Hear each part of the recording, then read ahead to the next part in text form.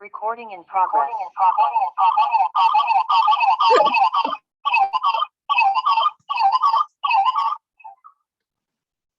Oh, that's interesting. This is my 5th meeting of the day, and I've never had that happen until now.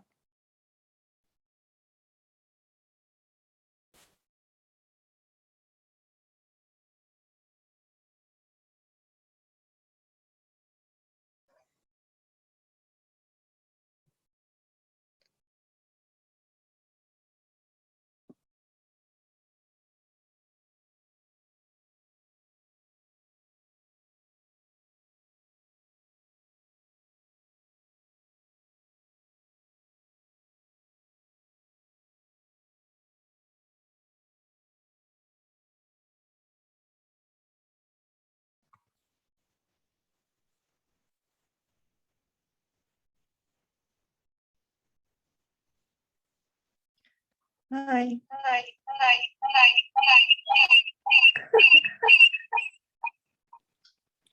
Kia ora. That's quite a cool effect, Kathy.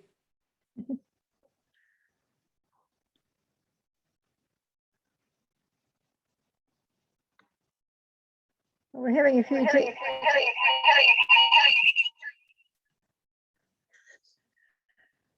technical glitches.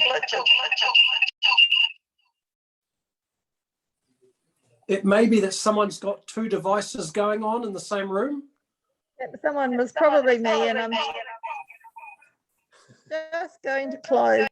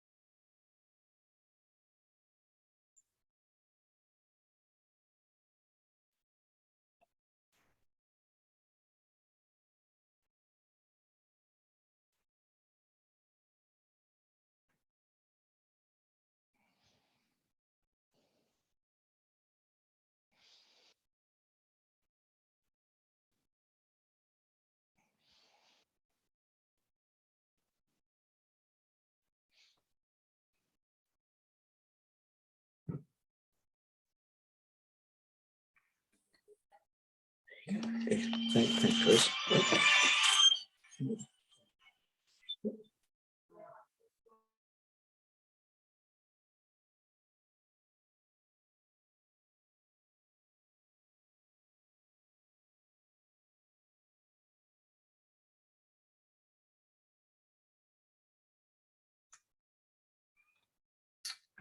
Okay, kia ora te whānau.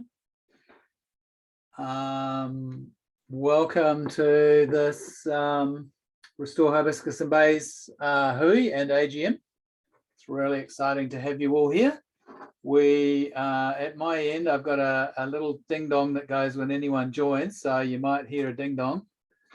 I've also got a lot of power at this end. I can mute everybody all at once, and so if you're causing trouble, you'll just get muted. Yeah,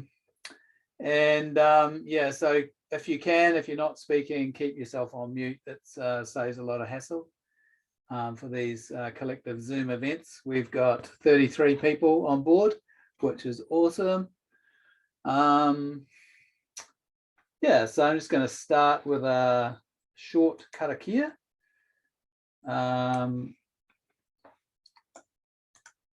Toi tū te marae o tāne, toi tū te marae o Tangaroa, toi tū te koe ora re rekitanga o te ao tūroa. which means if the marae of Tāne is sustained, if the marae of Tangaroa is sustained, so too will the biodiversity of the natural world be sustained. So Tāne, the forest, Tangaroa, the sea, for those who don't know. Just also like to acknowledge our current situation. My wife has numbers on the calendar for the days in lockdown, and I think today is day 62. So we're all hanging in there. We're still here. It's painful. My gut feeling is that it's going to be painful for a while yet, and it's also painful for some of us not being able to meet in the outdoors as we normally do, and get on with looking after the various places that we hold dear to us. So just wanted to acknowledge that.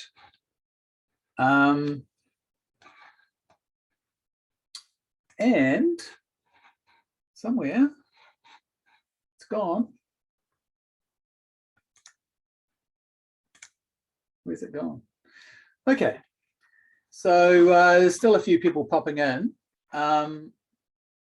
We've got a great lineup tonight, so I'm going to mute myself and I'm going to ask Rachel to take over to run the AGM. Oh, actually, no, I'm not. I'm going to declare the AGM started, and I am going to turn off that little noise that happens when people join. We just need to do the annual report and Treasurer's financial report. Do you want to share your screen, Rachel, or do you want me to do that? Might be best if you do. Okay, so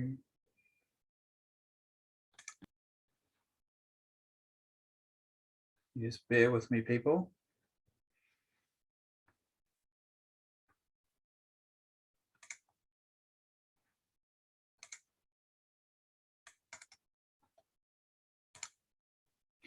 Okay, you should be able to see our wonderful logo. And I'm hoping, yes. Okay, so this is our agenda. So we've got the AGM. And then after that, we've got Matt Maitland. Welcome, Matt. I think you're on the call.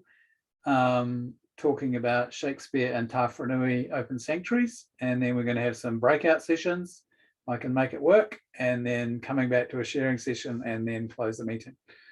So the first up for this is our first AGM of the society, and Rachel's very kindly put together a combined chair and manager report, which she has sent to you. And so we're not going to give you a whole report. We are just going to run through a little bit. So on the right is a picture of the original steering group at Orewa Marae, Te Haringa Waka Marae.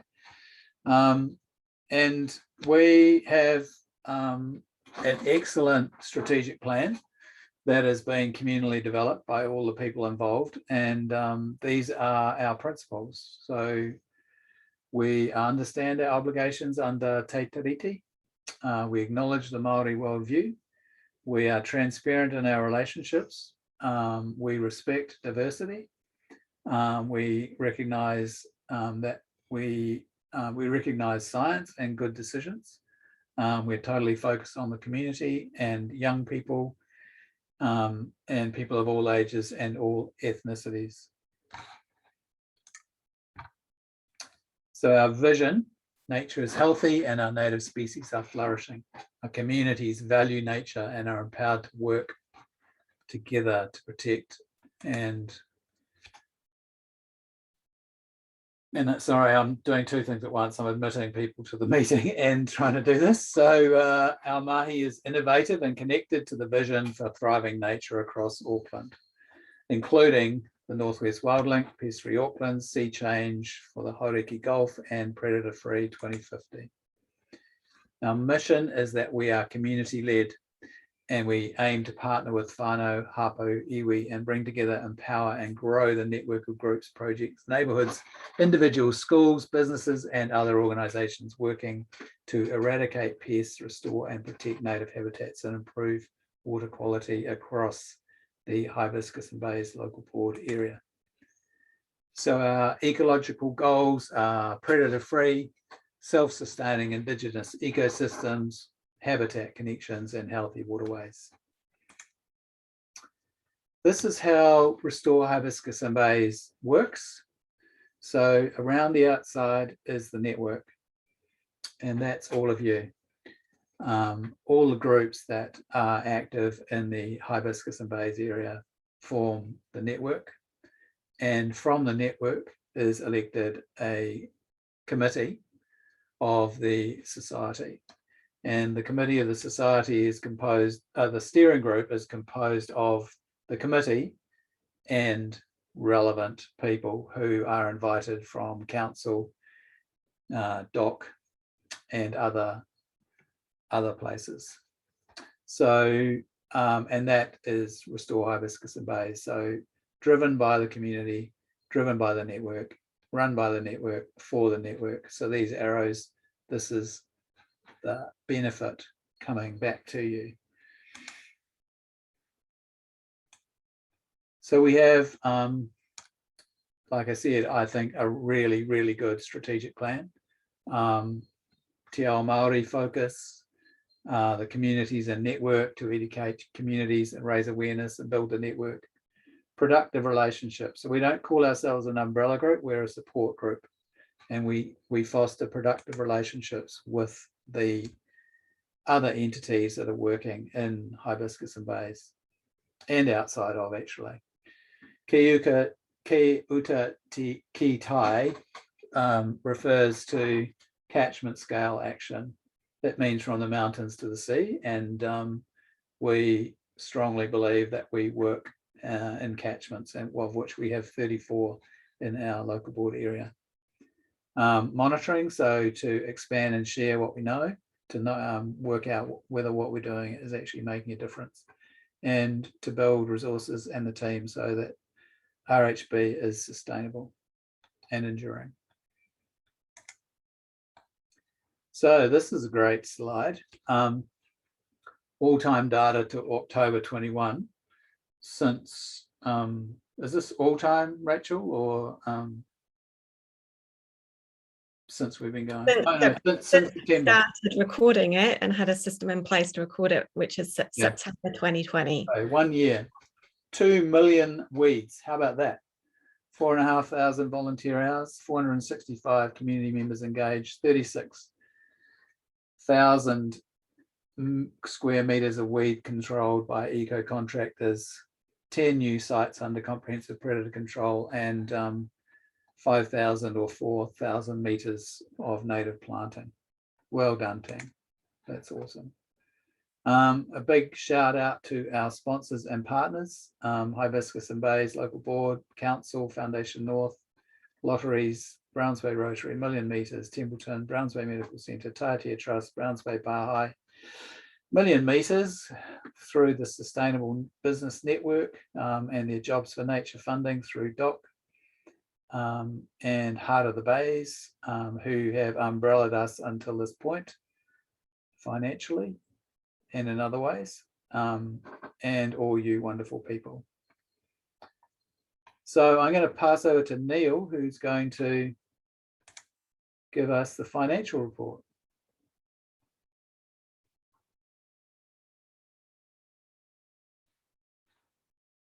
You there, Neil? You'll have to unmute if you're not unmuted. You are unmuted. You are muted.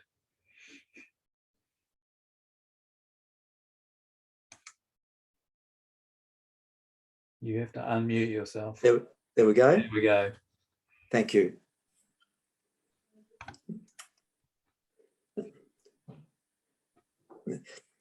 Now, As you all know from a note on the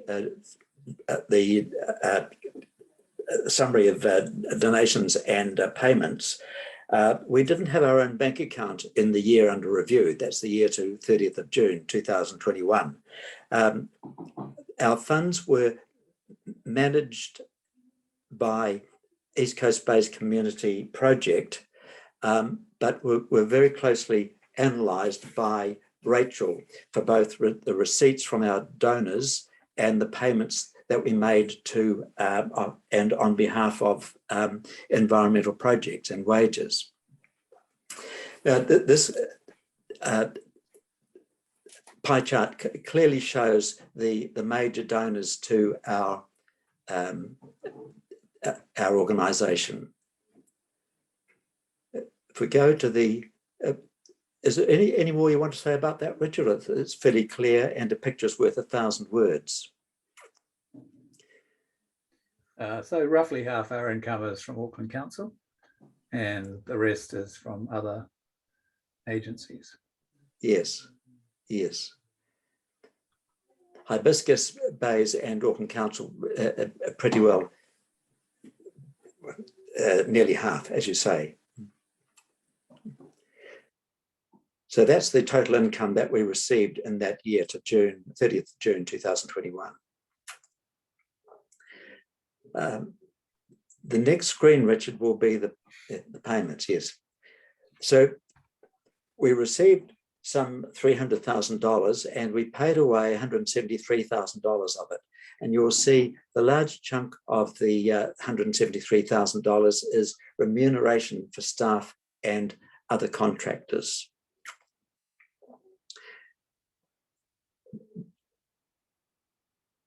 And you will also see the other payments made. So that is how the $173,000 was paid away.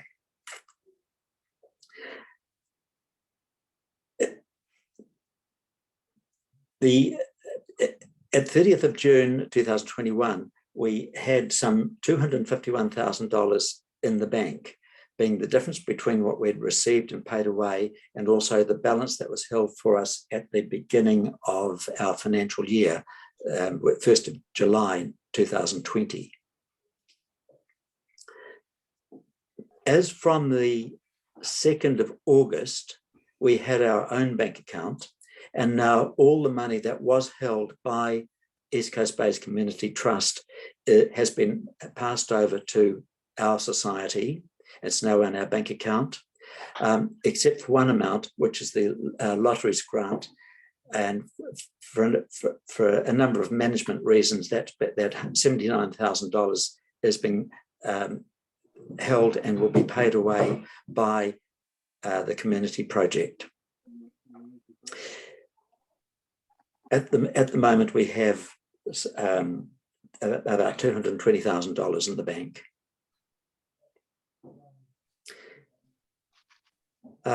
If you're happy, Richard, I think that covers it all.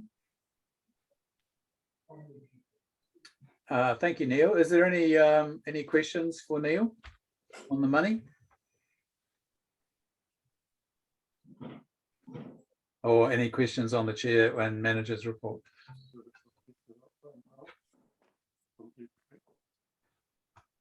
Okay.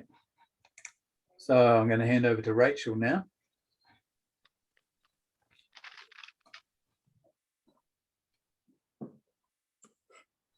Kia ora, thanks, Richard, and thank you, Neil. So the next item on the agenda is the election of officers.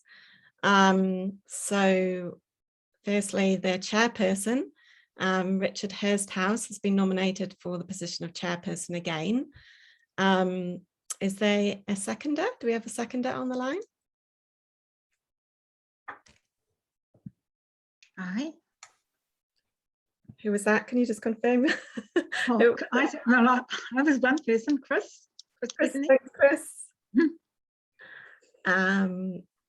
Okay, so there's only one nomination, so I'm very pleased to declare that Richard is re-elected as chairperson. And now deputy chairperson, Pauline Smith, has been nominated again for the position of Deputy Chair. Do we have a seconder? I'm biased, but if I can second, I will. Thanks, Jenny. Okay, so only one nomination. So I'm pleased to declare that Pauline is elected as Deputy Chair. And now on to the Treasurer. So one nomination again, Neil Taylor. Do we have a seconder? Yep, me, John. Thanks, John. So one nomination. So I'm pleased to declare, thankfully, that Neil is Treasurer again. Thank you, Neil. And now I move that, well, actually, first of all, going through this list of names. So most of these people are currently on our committee. We've had one person who's had to step down, that's Stephen from SOSI, due to work commitments. So thank you, Stephen, for all his hard work. But we're very thankful that we've had two others that have stepped up and kindly agreed to be nominated for the committee, and that's Brittany Pierce and Marie Morrison. So this is our new list of nominees for the steering committee. And so I move that all of these people that are willing to stand for the committee be elected as one body. So if are there any further nominations from the floor this evening? If there is, speak now.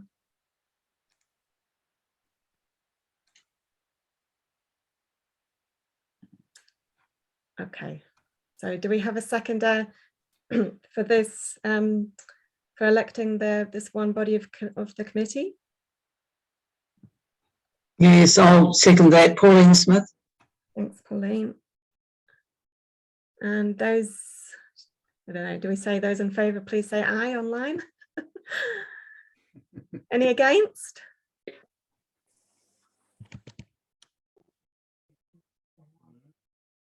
Okay, carried, great. So the steering committee are duly elected.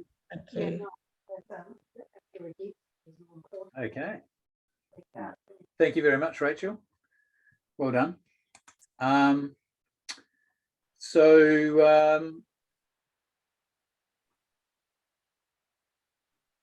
The next item on the agenda is general business. So is there any general business, any discussion, any questions that anybody's got? You'll have to unmute yourself.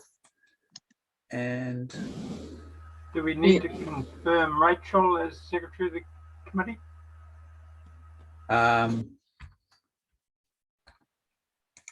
Are you still on that list, are you?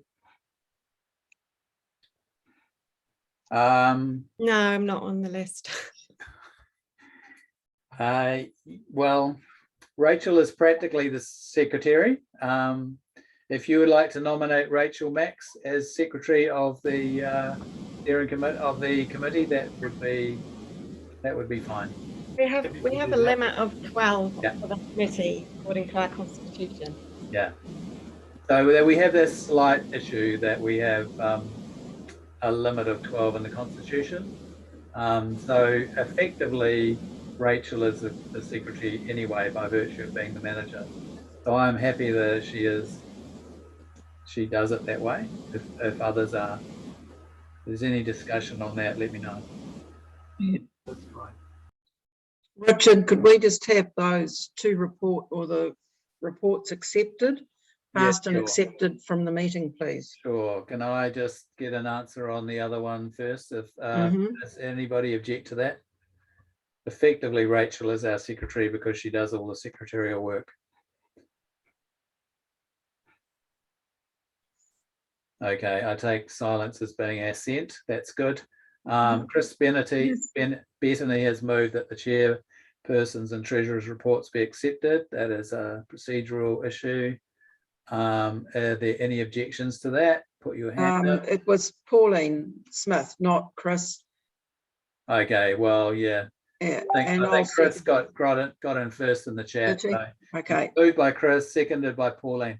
Pauline, I just wrote it down, that's all. Oh, okay. It's okay. You-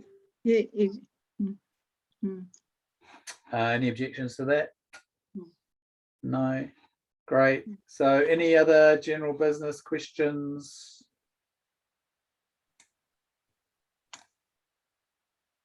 Now's your chance. Okay, so I'd just like to pass a vote of thanks to our staff effectively, particularly Rachel, who has been doing a wonderful job over the last couple of years, and whose ability to write policy. Sorry, I'm going to mute you all. Write policy and funding applications, and those policies inform the funding applications, and her ability to bring in money is second to none in my view.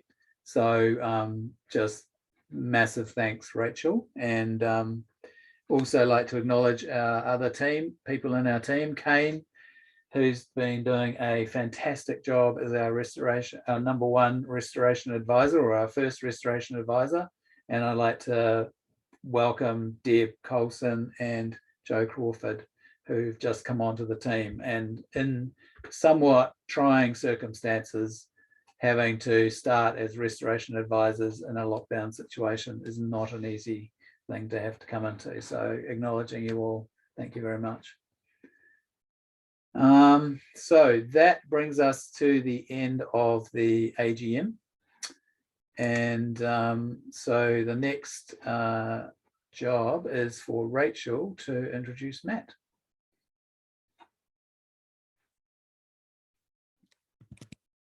Kia ora. Thanks, Richard. Thanks, Neil. Thank you to the rest of the steering committee for your support and guidance over the last year.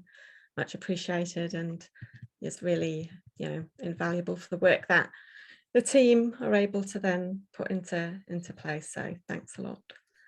So yeah, it's a pleasure to introduce Matt Maitland, who's Senior Ranger at Auckland Council for the 2 pest-free fenced peninsula sanctuaries up in northern Auckland, so Tāwharanui and Shakespeare. So he works very closely with SOSI and also TOSI to do pest eradication, translocations, revegetation and other projects, and he's going to run us through some of their work now. So Matt, are you there? I think I saw your name earlier. Yes, I am. Thank you very much, Rachel. Kia ora tātou. Really nice to see a lot of you there. Lots of familiar faces in the group.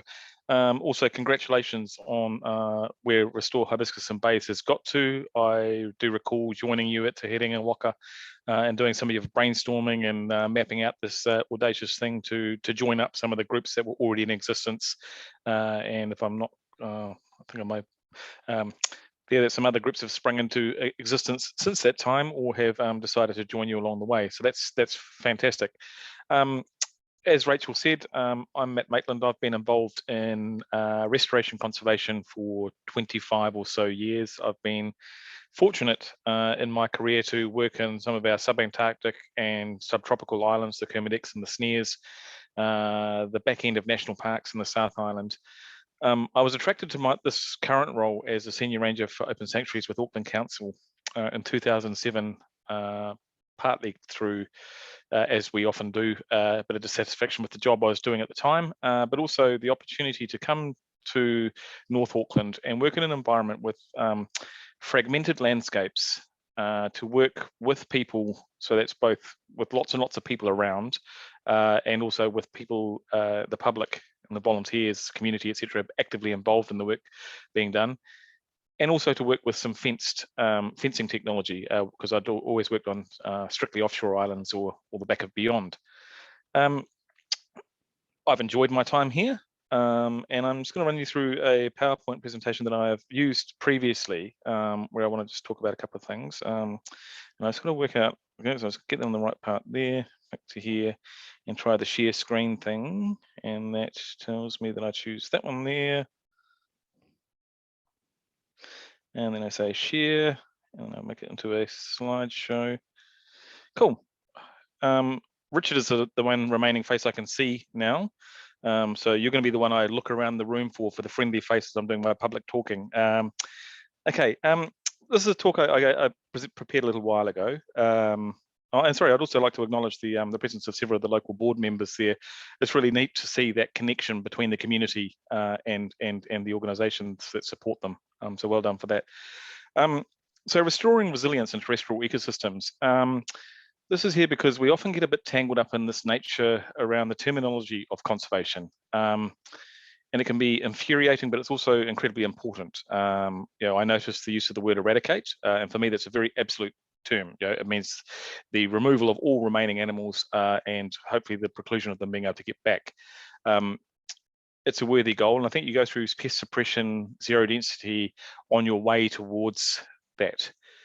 We've also seen some new stuff into the lexicon of conservation language, and that is around what I think are interventionist statements. So the language of predator-free and pest-free have crept into our language. And to be perfectly honest, in some ways, that's a relatively meaningless kind of term because it's an action rather than an outcome. And I think what we have to do is focus on the why do we want to be predator-free. And so for most of the audience tonight, I expect that means more fruit on the trees, more birds in the bush, more lizards in the ground. But it might be that people are looking for things such as a lack of harassment for their pet companion animals. It might be about disease in agricultural systems for part of our productive economy. So there's a whole bunch of things around this sort of stuff, why people would want to tackle these. And I do encourage people to move past the intervention part to focus upon the outcome. Why are we doing this? We want to see kaka present on the mainland until they start ripping up our fruit trees, and then we get a bit concerned. Anyway, I want to thank these people that I get to work alongside on a daily basis. Shakespeare Open Sanctuary Society, Tāwharanui Open Sanctuary Society, and of course my employer, the Auckland Council, who work in partnership with them. And for Shakespeare particularly, I also want to acknowledge the New Zealand Defence Force and Watercare Services, because their lands are included in this sanctuary there, allowing it to be a nice round circular lump of land. So the idea of resilience here is it's a term that's crept into modern day language. It has its origins in the study of physics.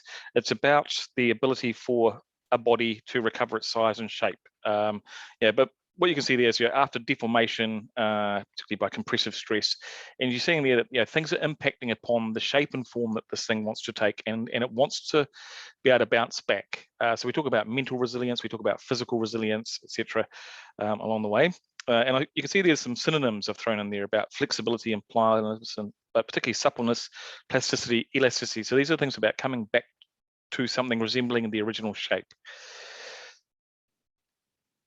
In terms of ecological resilience, I use this term because we're going to suffer insults along the way. And one of the challenges in the restoration field is the thing where a lot of people get hung up on restore to what? We know that we're missing huge numbers of species of flora and fauna, so we can't have a pre-human ecosystem even if we wanted it, unless we indulge in some wonderful things like de-extinction processes, etc. What we can, though, is we can look at the systems that we've got and make the most of them. And so first of all, we want to make sure that these systems or ecosystems persist, that we have wetlands, that we have forests, that we have scrublands and gumlands and all the rest of it. We want the whole range.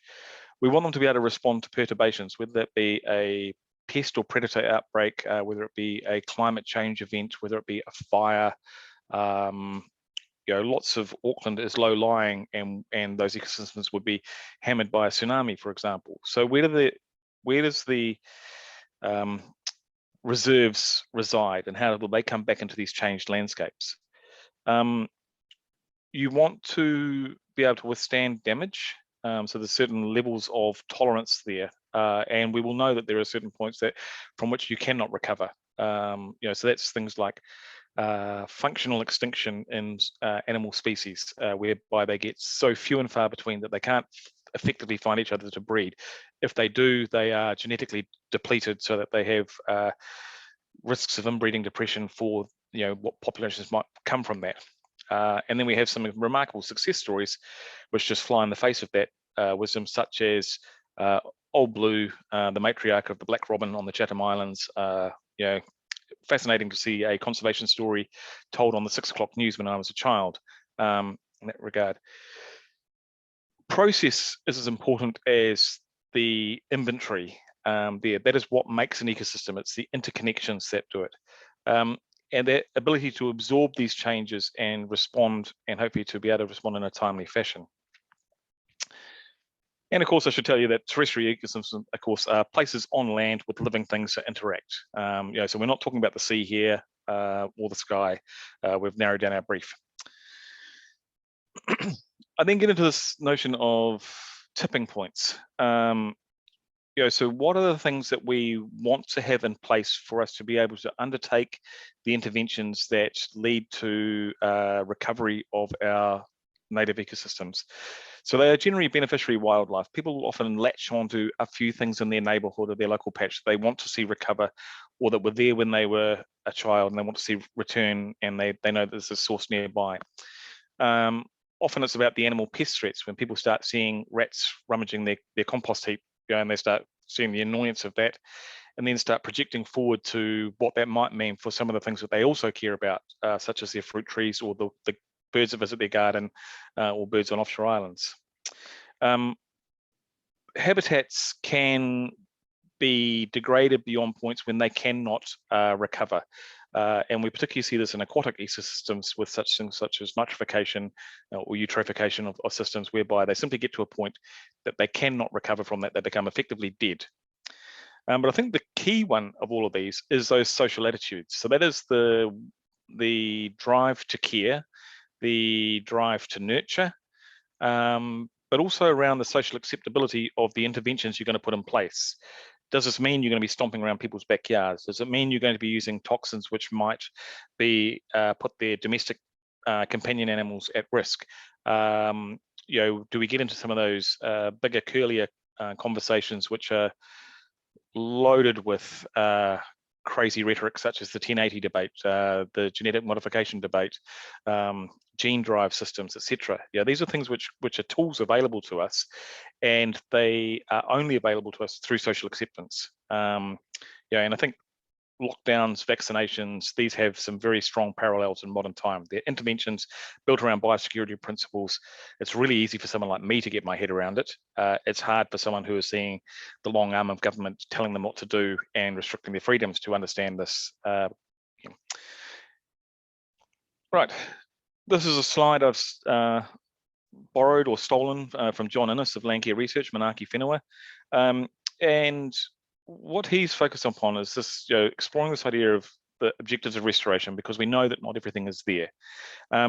So we look for ecological integrity, and what we're particularly looking for is the idea that we have Indigenous dominance. The system we're looking after is largely driven by the native systems at place. So to put that into perspective, some of you may come to Shakespeare Open Sanctuary, you go, cool, I'm off to go see a wildlife sanctuary. You arrive and you find yourself in the middle of a farm with some pockets of bush around it and stuff. And so that's where you're going, yeah, we can't change it all overnight.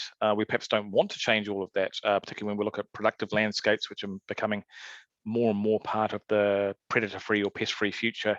But what we want to do is make sure that the natives are driving the processes in the places that we want to give over to that. It also gets away from the idea that we don't need to be exclusive in these things. So when people talk about the farmland at Tāwharanui, to me, I can point out to them that the pasture land is actually very, very useful for takahe that graze, for patiki that graze, for kiwi that probe for invertebrates in amongst the stolons of the kaikuyu. So these are some where they're not mutually exclusive. Possibly the best example I had of this was back in, a long time ago, visiting Te Hoiori or Maud Island in Pelorus Sound. And there I went to visit a kakapo nest, which was underneath a pine tree where the female was going off the nest at night to feed on Spanish heath in order to provision her chick. And you sort of go, okay, so we need native forests for what exactly? And so what you had there is the fact that the species benefit was there with all those things, but what you had, it was out of context with the native system or some of those ecological connections that you might have had there. Species occupancy. So this is the idea that you've dominated with the native stuff, and that you're trying to get the full breadth of the species range that could have or should have been there. So this means that they can either are already in place, can immigrate from nearby environments, or possibly to be translocated if that is the case. Sometimes we translocate what we call analogues. So we no longer have the North Island takahe, we have the mohio, we only have the South Island version, but it performs the same ecological niche. So therefore it can be quite comfortable here in the North Island. Shakespeare has the southern version of the little spotted kiwi. The northern version of it is extinct. So that's the one that we have present there. Then environmental representation. So that's the distribution of the biota across all of those different systems. So a frustration I find sometimes is people involved in ecological restoration often want to race straight towards an endpoint of climax potocarp forest with kokako living in them. And along the way, if you're in too much of a hurry there, you miss out on some of those ecotone edges where you might have lizards present, some of those gumland systems where you have various flora and fauna that can't survive once you start getting a changed soil structure and a different ecological community on site. So I would say, love those untidy margins. They're really productive environments. They will hold some of the squitty little herbs that someone will actually discover as extinct in the Auckland region. You will find invertebrates and lizards and stuff that you didn't know existed there. Right, so these are into some of the areas that I work in.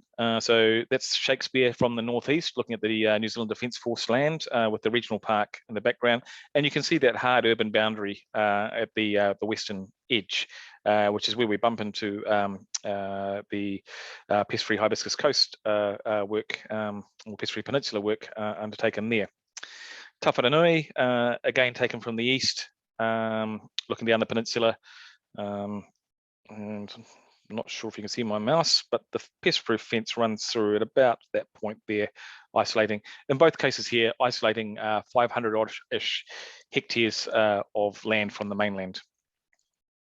Pest-proof fencing technology to separate them from the mainland. Okay, this is the idea that you have a fence route beyond which you have your benefit area. So in this case, to the right of the image is the benefit area. And in the blue patch there is a buffer zone to help try and protect those gains. And the topography of Shakespeare is a real gift. A little wee skinny isthmus joining it, only 50 hectares to defend, should be quite easy and straightforward, you say.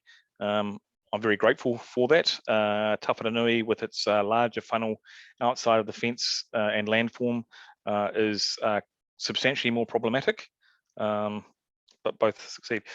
We did the major intervention with the aerial poisoning of the animal pest suite there. This was our animal pest suite, 10 mammals there. So ship rats, Norway rats and mice, weasel, stoat and ferret from the muscular family, feral cats, European hedgehogs, Australian brush-tailed possums, and a missing one, the European rabbit there. Tāwharanui, we were able to reduce it down to this post the aerial eradication. So rabbits were at very low densities, but bounced back unsurprisingly in the absence of predators. Hedgehogs persisted for a surprisingly long time, but have not been recorded on site now for 7 years, I'd like to say. So I'm quite pleased with that. Yeah, surprisingly difficult ones. Shakespeare, we went quite a bit better, and this was the situation we ended up with, only mice persisting there. I think there's a good time to mention here that once you start intervening with pest control, you've got to be prepared for the consequences that flow from it. Okay, so when we clobber stoats, we tend to get more rats. When we clobber rats, we tend to get more mice, and you've got to be mindful of that ecological cascade, the mesopredator release, as it's known in the literature, and be quite conscious of it. So if you're really concerned about things that will be, the focus of your area is upon some little chafer beetle that is consumed by mice, then clobbering your stoats and rats is probably the wrong way to go about it, because you will inevitably end up with more mice that will prey upon that. We know through this mesopredator release that at Tāwharanui, when we gave the world over to the mice, that we ended up with some incredibly high densities, the highest densities ever recorded in mainland New Zealand. We ended up with some of the fattest mice recorded in mainland New Zealand. And they also got to the point where, not quite statistically significant, but very close to it, that they appeared to be more fecund than, or a bit able to breed more often than other mice on mainland New Zealand. And that is because they had the entirety of the resource there. However, I'm quite comfortable that within that 588 hectares of Tāwharanui Open Sanctuary, if there is an area that I want to protect certain values from mice, I can do it on the scale that those things operate at. Things that are impacted by mice operate on a similar scale to the mice, so therefore you can achieve a lot of benefit by protecting a half hectare patch of the value you're looking for, if that's the case.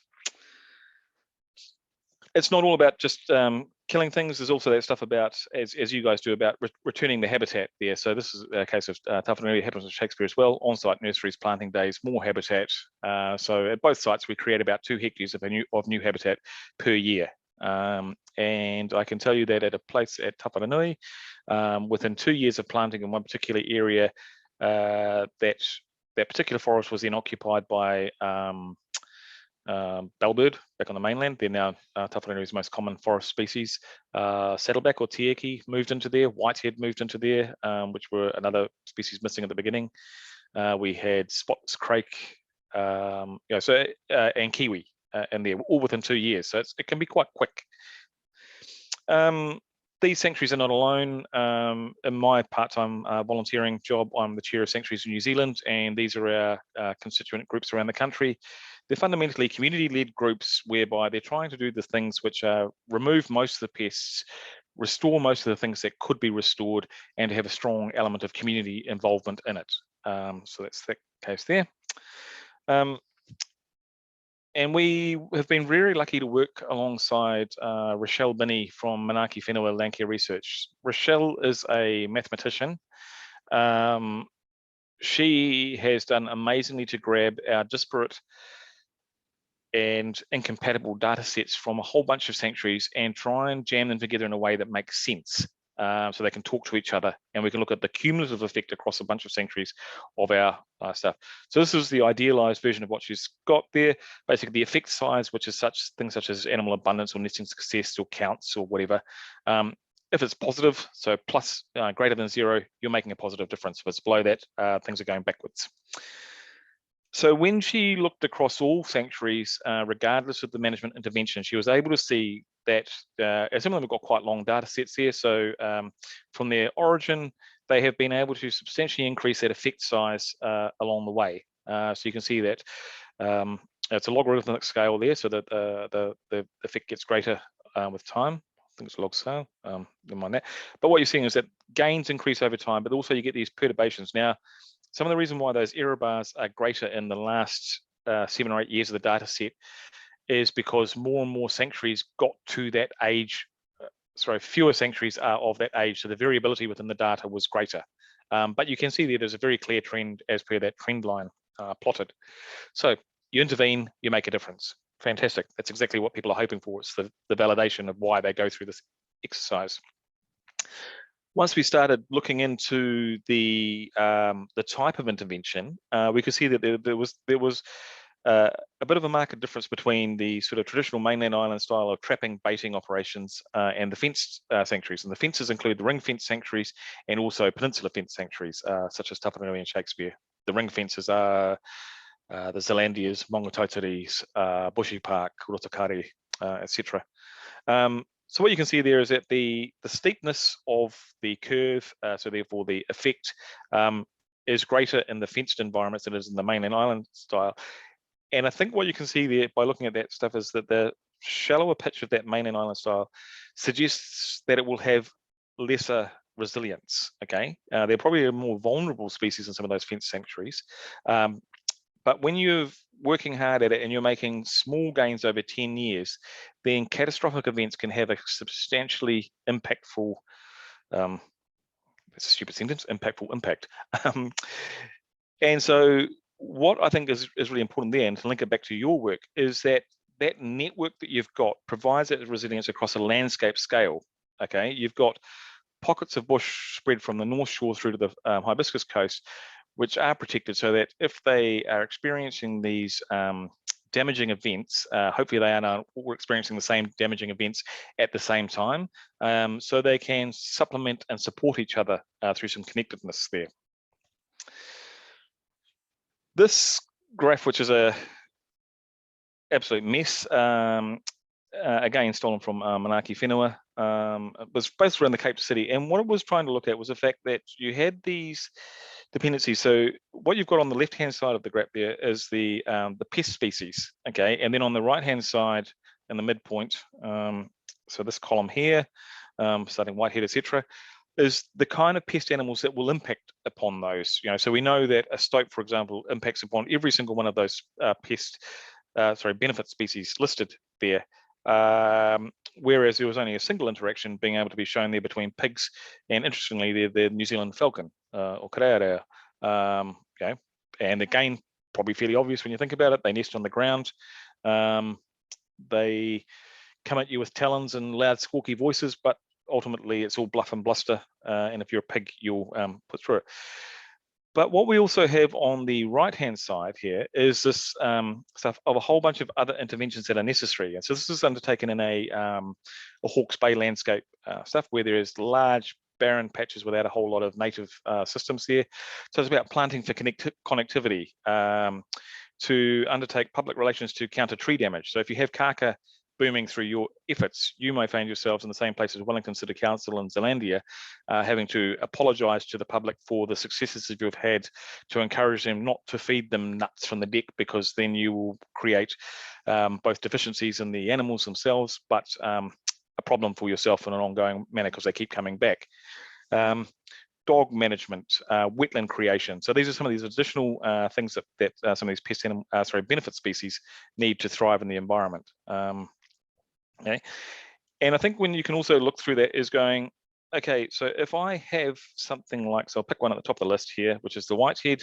I can see that it's got lines connecting it across to the stoat and the shiprat, and also whatever that pinky line is, the possum. Okay, so if I just go out and do stoat control, I've only taken out one of the three threats to that particular species. Yeah, and what I don't know is whether or not I will make the residual numbers of that pest species greater in abundance because it no longer has some of the competitive pressure from another species there, and also probably predative pressure from a stoat chomping on rats there. So this is that sort of holistic view I'm trying to encourage. So we're going back to the sites that we're trying to look after and trying to see the things that we're trying to come from it. And so by protecting some of these systems here, we start creating the opportunities for the restoration trajectory to start taking care of itself. So here, so I started this with framing it as about terrestrial ecosystems, but you know, seems a bit silly to say no ecosystem is an island or whatever, but yeah, everything is connected. And so this is the seabird part. So New Zealand's ecology and its economy, particularly in the agricultural and forestry side of things, is built upon millions and millions of years of seabird guano being deposited on the land by seabirds which go out to sea and feed up on marine nutrient and come back to land in the evenings and pop it out. Okay, we've replaced that with top dressing and superphosphates and the like of it. Okay, but it's that basic fertility that comes there, which has been propped up our economy and our ecology, and it's fundamentally broken. Seabirds are now largely absent from mainland New Zealand. When we talk about this, people are often surprised to find that they used to be a long way inland. So sometimes people would see them in things like the Canterbury foothills of the Southern Alps. And for those of you who know that area, you're a long way from the sea. The Kāweka Ranges in Hawke's Bay, you're a long way from the sea. we're all North Aucklanders. We're probably used to hearing what I call sky goats or Cook's petrel flying overhead at night with their little maniacal laugh. Massive distances are nothing for seabirds. They will spend years at sea, they will travel great distances, and they will have these favoured fishing spots which are genetically imprinted upon them. So encouraging those seabirds to come back is fantastic. And in this case here, it's just done by simply playing the music or the sound of the seabirds themselves to make them think that it's an attractive place to land. So it's the idea when you're strolling down the street and you're in a foreign town and you're trying to work out where to eat, and you look at the restaurants and the busy ones look like worth having a crack at because clearly people are going there, and you sort of go, well, why would I go and sit in an empty one? So if you've got the pest control at a point whereby you think that these things can then prosper, we've got these amazing offshore islands that are burgeoning with seabirds which can no longer fit there. So we're seeing them pushed across to try and find new habitats. So we're seeing them to make landfall, and it's quite interesting. So they're both sticky out peninsulas, Tāwharanui and Shakespeare, but both saw the return of grey-faced petrel relatively early in their restoration trajectory. Both also saw the return of fluttering shearwater and diving petrel. And interestingly, they were the first and second mainland Auckland sites to have those two species recorded, which to me just sounds like a bit of a nonsense that they would happen to arrive in the places we're managing. I think what we had there was a function of looking for them. And I think what you will see is that these birds are trying their luck on any number of headlands up and down our coast, and probably in most cases not succeeding. And so if we can, the work that you guys do can help encourage them to succeed. The return of the seabird poo comes there, and then starts kickstarting things. You start seeing soil being turned over by the seabirds' activity themselves. You see this nutrient coming in, and you're seeing the soil chemistry change and the suitability for a whole bunch of different plant communities coming along. It doesn't bother some of our locals, these loud noises there. So you have places where you've got kiwi, and in a relatively short time, so kiwi have been at Tāwharanui since 2007, I think. So 13, 14 years, and the place is bulging with them. We have excess birds there now where we're starting to see some summer drought pressures. We're seeing carrying capacity issues, and we're delighted that the Tamahanga trappers have got an application approved to move some of the Tāwharanui kiwi into that land managed by the Forest Bridge Trust, which crosses the east to the west coast of Northern Rodney. This also shows here, and it's a timescale which I haven't kept up with, but what we're seeing here is the trajectory of the seabird community at Tāwharanui. And I think the key point to notice here is that those first 3 or 4 years were really glacially slow progress, okay? But about 2013, when you can see it starting to kick up, is when some of those first 2009 or 8 birds started to return to have some of their families of their own. So you get this site fidelity there. You get the parents have survived and produced young. Enough of those young have survived their journeys at sea to come back and to carry on that process there. And then you start seeing a massive kick up of that growth curve. It's not deliberate. This next point I'm going to tell you, but somewhere off the edge of this curve here is a decline, okay? And that is when we had a Norway rat population established around our seabirds at Tāwharanui and took out in one season 6 or 8 chicks, which is quite a severe dent in it. But luckily we were at the point on the curve there where we'd built up that resilience. We still have found the birds who will come back. Their parents are fine, and it's usually adult or parental viability that drives population success. The number of young you make is all well and good, but they have to survive to be able to have their own chance themselves in future. We often underestimate how long New Zealand native birds live for as well. So North Island brown kiwi should easily do 60 years. Even some of our smaller forest birds, such as robin or saddleback, will do 8 to 10 years each. So they've got quite a few chances there, and they don't always have to succeed every single time. And then here's this next part here, which is the Duversell gecko. And so once you start having systems that are recovered with some of that marine nutrient coming back in, that resilience is there, whereby it starts becoming more suitable for some of that absent fauna to be introduced. And you can see here as well that there's also those red mites around the gecko's eyes, and that is because the parasitology of the animal is part, they are an ecosystem of themselves, and they're sustaining a whole bunch of things which should exist there. So it's very easy to get captured by the large charismatic kakapo and takahe of the world. I encourage you to go and read up on things like micro snails. There's a retired malacologist working out of the Palmerston North Department of Conservation Office who will sort through samples of soil for you, and pretty much every ice cream container of soil that they go through, they find half a dozen new species at least. There is more diversity in a square meter or a cubic meter of soil underneath your feet generally than there is in all the trees above the ground in a forest system. These kind of things are stuff that we hear regularly, but we sort of forget them, and most of it we don't understand the function that it serves. Just to draw on that below ground process thing a little bit, we know that when we're doing restoration plantings, that the mycorrhizal community, so that's the fungal communities below surface, depending on the land use that has gone before our planting, may or may not be intact.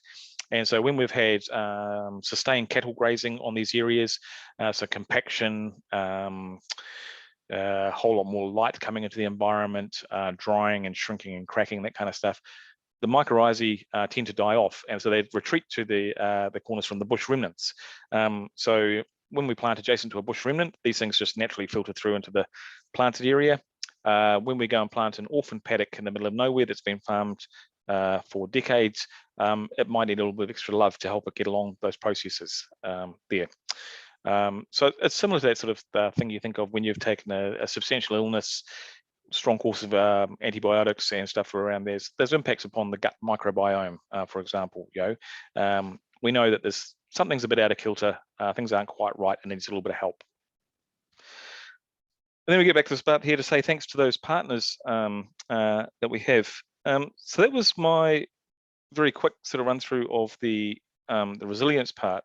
And I did want to just quickly mention some stuff whereby in the earlier stages of the sanctuary, now I have to work out how to stop sharing that. Okay. In the early days of the sanctuary, we had great success with keeping pest animals out. When recursions arrive, we'd deal to them relatively quickly and move on to the next thing. And over time, our incursions have become more and more problematic. So they've become stubborn and resistant to being removed.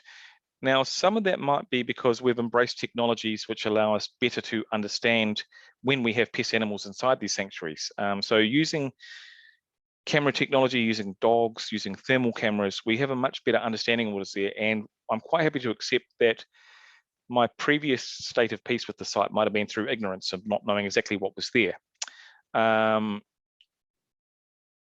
We also know, though, that from certain stages, through the process of pest control, we're effectively applying selection pressure.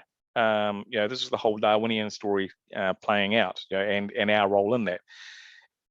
And so from that, we get certain animals who simply don't want to go into trap boxes. Okay, and if they're the population that is left behind, then those are the genes which dominate the next population there, and so you start getting a skew towards that. You have negative experiences. So this is one where there's a plug there saying community conservation is fantastic. I think there's a little bit of risk of it being oversold as being awfully easy. Anyone who's spent more than 5 minutes doing it knows that actually it's quite challenging. And I've been quite interested by the last 18 months teaching me how little I knew in this space, despite having done it quite intensively for 20 odd years. So there's always stuff to learn there. And so my key plug for you involved in the community work is the quality. It's the same mantra I give to my team when they're undertaking pest control. And the strongest piece of guidance I give in that space is when you leave a trap set, okay, you don't check traps to see how many things you've caught, okay, because they're just an impediment to catching the next one. It's already dead. You've done your job. Well done, okay? Now you've got to be ready for the next one. So your job is to make sure that that trap is ready and perfect for the next animal that wants to come along, okay? A key part I try to impart upon the trappers I work with is when you leave it, you own it, okay? It's quite right for the next person coming along to call you out upon the standard that they find if they think it's substandard, okay? That's, mank left on the treadle plate, egg baits broken beside the trap being wobbly on the ground, sharp sprags of wire around the nest, the entrance there. No one's immune from this. No one's perfect. We found one trap at Tāwharanui, which had been in the field, had been checked, I don't know how many, well, upon the regular cycle for about 4 years before someone discovered that actually the internal baffle did not have a hole in it. Okay, we were never going to catch in that particular one. Hundreds of traps, a simple oversight, but it was something how it was overlooked every single month for years, and that's the part which is starting to get quite intolerable, So, yep, mistakes happen. So you leave it, you own it. I always try also for my trappers to focus on the fact of don't worry about the line length. Don't worry about how many traps you have to service, okay? If you only have time today to get through 4 really well, that is fantastic. And then you tell someone about the part that is remaining to be done. It's either you come back and do it yourself or they find someone else for it, because those 4 have been done really well, okay? And so you've got at least 4 that are good to go for the next time, okay? What you haven't got is a whole bunch which have been done in a half-assed fashion and are no good to anyone for anything. That's why, just to pass on there. I'm going to share another screen here with you because I just want to show some stuff. So many of you will have heard of the Shakespeare Stoat event we've been having. Yes, I think that's correct. Okay, so I'll try and find this. Share this particular one here.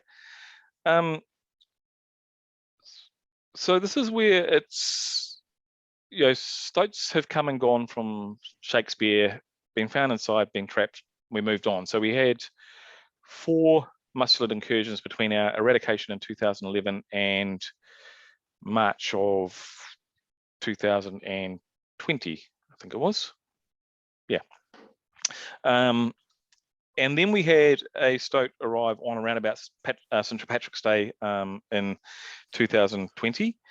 And for those of you who know the story of stoat biology, they are hardwired. They tend to get impregnated in the den before they leave. So when a female arrives somewhere, she's almost guaranteed pregnant. And that was the case here. She arrived, she set up camp, she dropped a litter, and then we went from having 1 stoat to having an unknown number. And a litter size of stoats can be up to 11, so it was sort of quite daunting.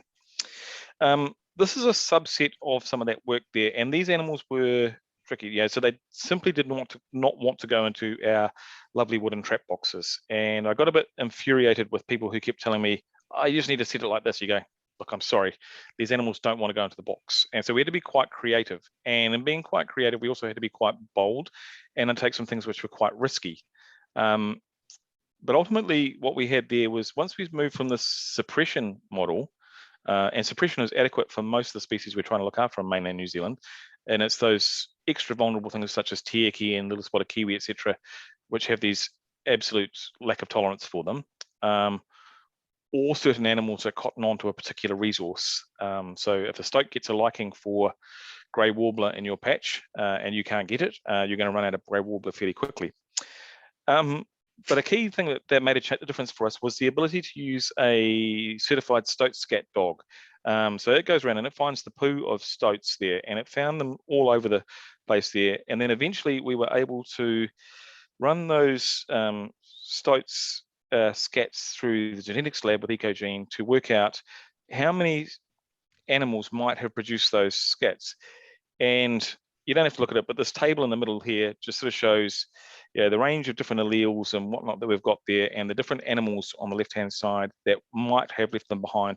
And most importantly, once we started catching animals, to be able to take them back to that list and check them off the list. And so what we got to the point there was saying, we know who mum was. She was the one labeled Princess Munch in the slide above. And we know that there is only one possible parent-offspring relationship between all those stoats there, which is that all of the other animals are the offspring of Princess Munch. We're able to tell the father, and we're able to tell that there is nothing representative of that father's DNA in any of the scats found on site. or on any of the animals we caught. So it fits that model of the animal being pregnant before she arrived. So that fitted the model quite nicely. We couldn't tell sibling relationships. That would have required a much bigger data set to understand the level of relatedness between animals on in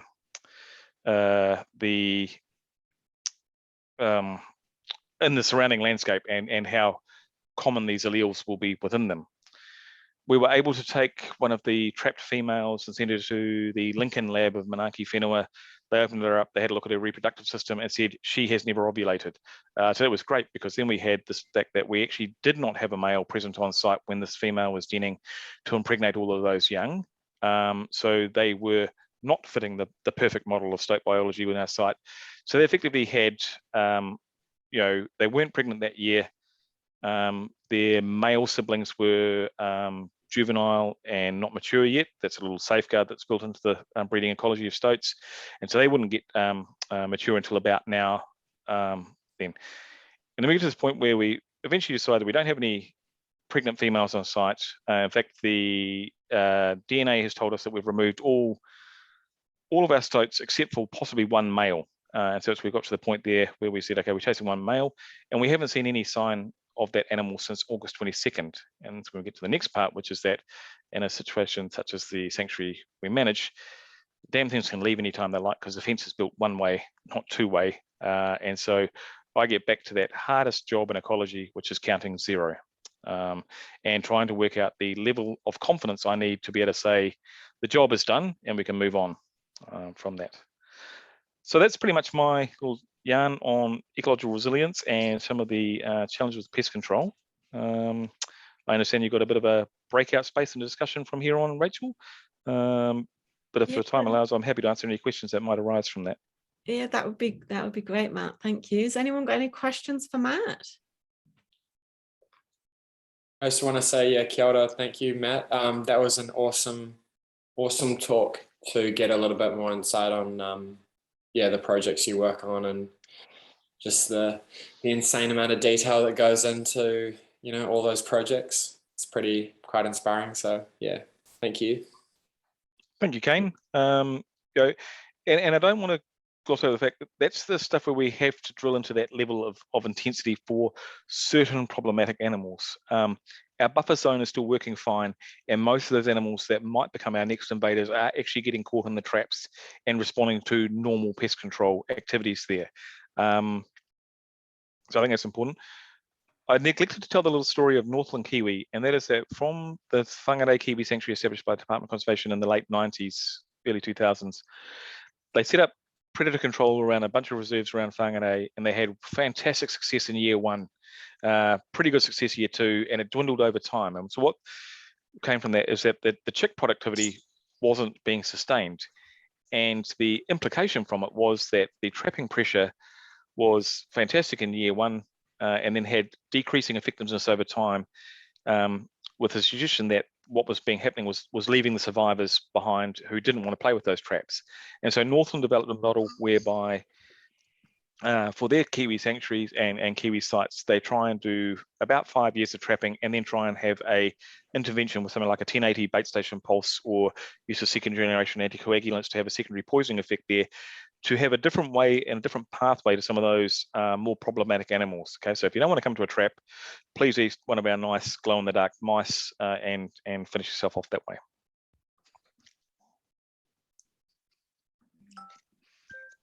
Great. Oh, thank you, Matt. I know that many of us, I certainly really appreciate the science perspective that you brought to that presentation. It's awesome. You covered so many hundreds of different things that I've never even considered before. So thank you. Oh, my pleasure. Any questions? questions? Very Yes. quickly. Hi, Matt. I'm from Torbay, Waiheke. Should we be worried about the proliferation of this little brown lizard? I think it's an Aussie import. Yeah, it's a little brown thing that's sort of got a slight shine to it. Yes, the rainbow skink. the interesting thing there where we thought, oh, let's vilify it and call it the plague skink. Lamprophilus delicata, beautiful animal in Eastern Australia, not wanted here.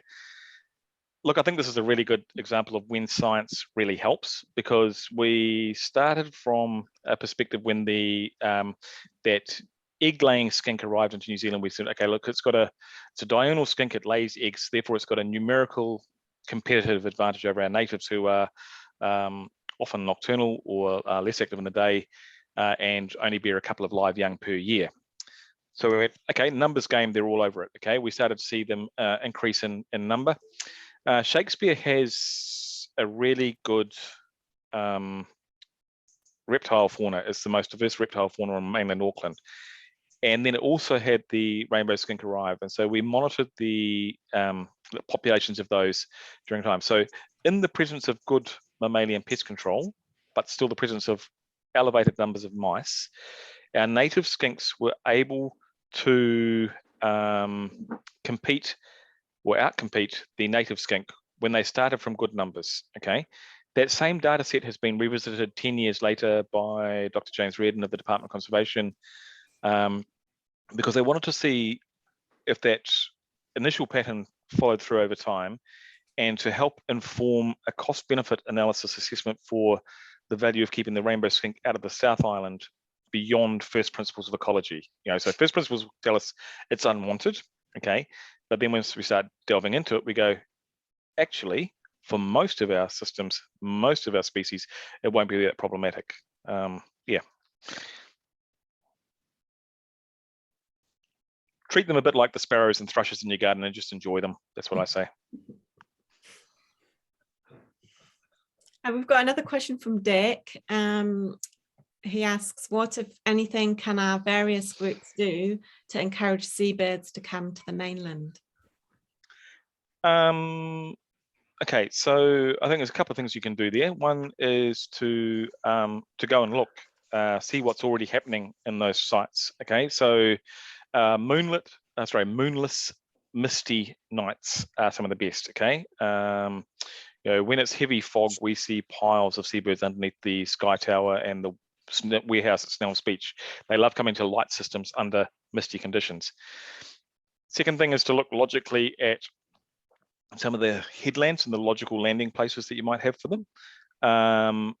Focus on some of the seabirds which you already have. So dotterels and variable oyster catchers are shorebirds, not seabirds, because they don't spend all or part of their life at sea. Penguins, however, are your most common seabird, okay? And I think by encouraging those with nesting boxes, etc., and good predator control, good dog control, then you start heading down that pathway. If you make it suitable for them, then perhaps some of the others follow. And I think we don't know yet where the effects of making pest-free Gulf islands, pest-free peninsulas sticking out into the Gulf, and what they can do for elevating seabird numbers that are looking for new homes, where that's going to lead to.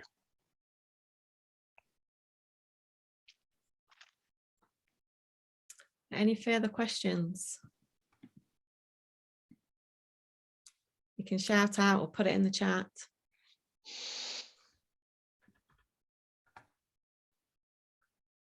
I think that's it. Thank you. My pleasure. Matt, that's excellent. So awesome. Cool. Good luck to you all. And I hope you have some good time in your little breakout sessions now. Thank you. Thanks very much, Matt. Cool. And hopefully I'll see a lot of you in person next time. This whole online thing is getting a bit old. Yeah. Cool. Excellent. Keep it up. Got a match. Thank you. Thanks. So do you want to move into the breakout rooms, Rachel? Yes. So we're going to try something a bit new this time and try and replicate sort of conversations that we might be otherwise having over pizza. So we're going to try and go into breakout rooms. I think of about 4 in each room, and chat about anything you want. But we thought, you know, you might want to discuss a little bit about the presentation you've just heard, or talk about your experiences of nature during lockdown, what you've been doing. with pest control in your backyard, what you're looking forward to coming out of lockdown, or anything really. So we have allocated, I think, 15 minutes. We are running a bit over time, but I think we can do 15 minutes still. And then we'll come back together, and if anyone wants to share with the whole group, we'll have an opportunity to do that then as well. So 10 minutes, Richard said. It's going to be 10 minutes in the breakout rooms. So we'll go into the breakout rooms now. I think Richard's just going to set that up, and we'll be allocated at random, so you don't know who you're going to get.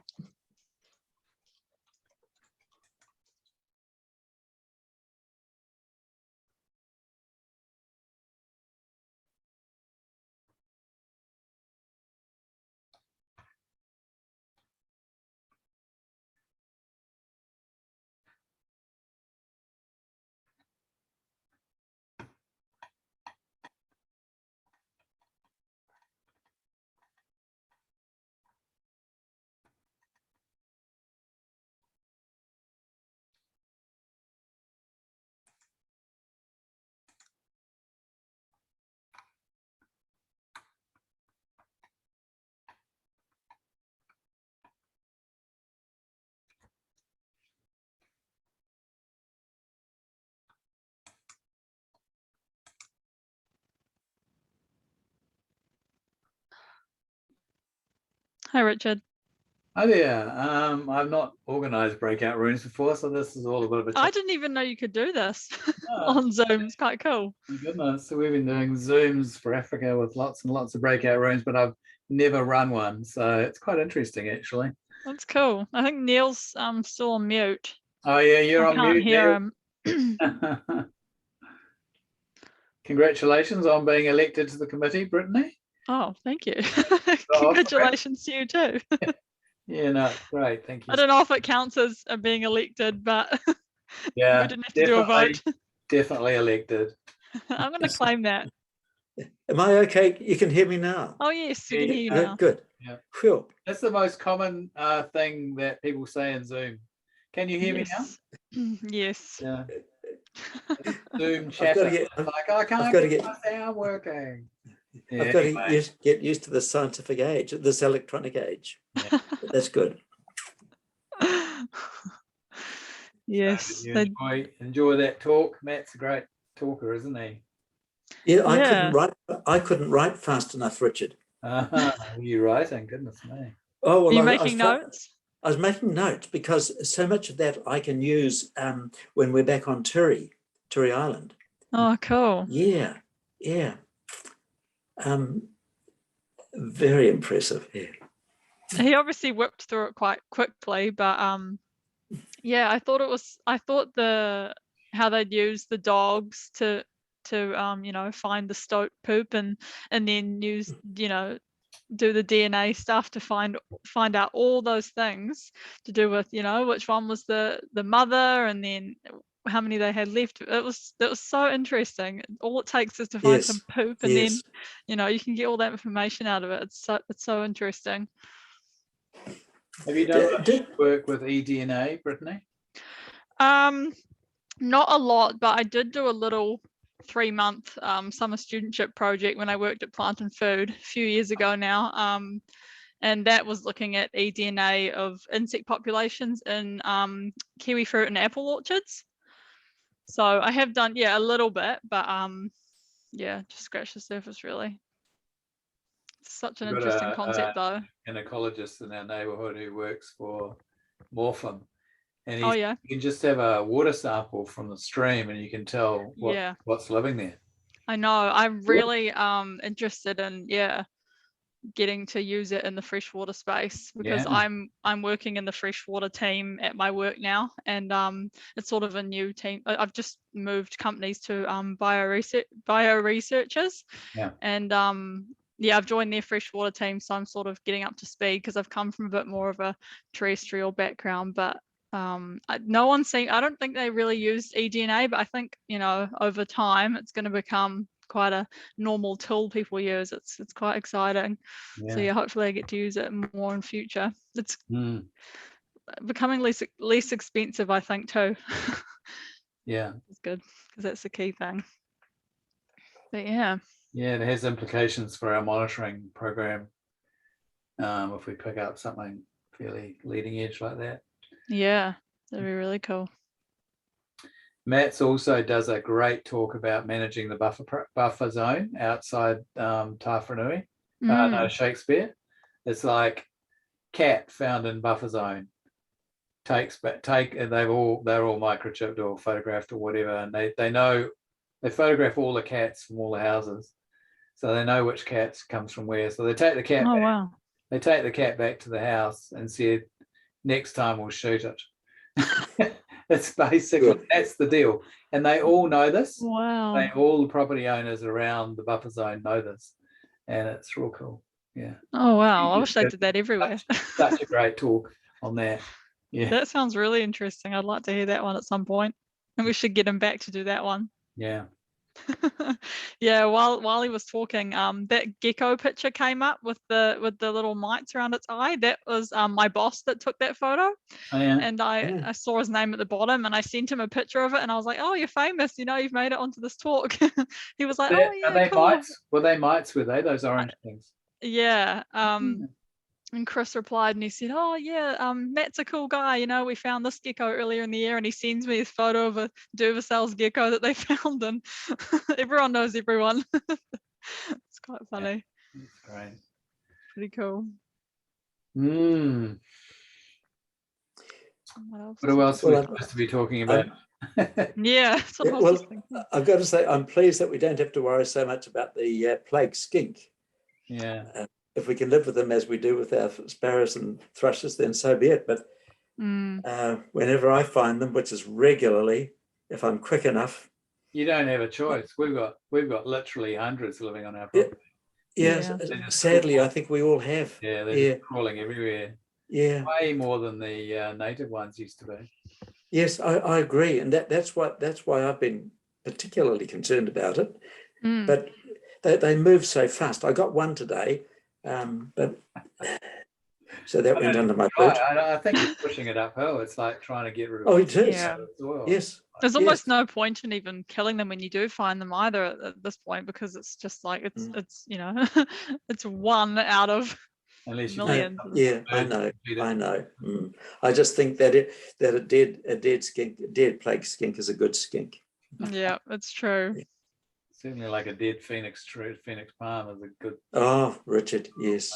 I've seen some controversy with phoenix palms on the Facebook groups recently. People getting, people's kids getting injured and needing surgery and stuff. I saw a post just yesterday on, I don't know if it was the Torbay community page, one of those. They commonly put people in hospital. Yeah, I didn't realize they were so, sort of toxic.